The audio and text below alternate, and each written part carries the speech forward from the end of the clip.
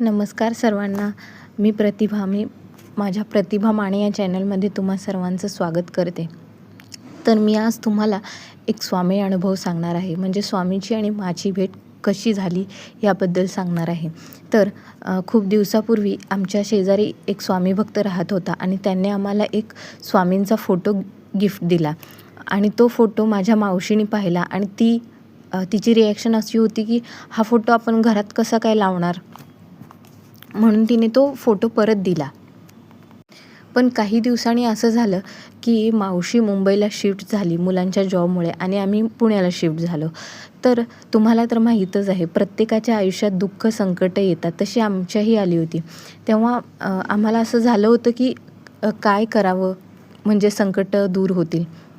तर मी अशीच यूट्यूबला व्हिडिओ पाहत होते. त्यातून प्रत्येक वेळेस मला स्वामींचं दर्शन घडत होतं.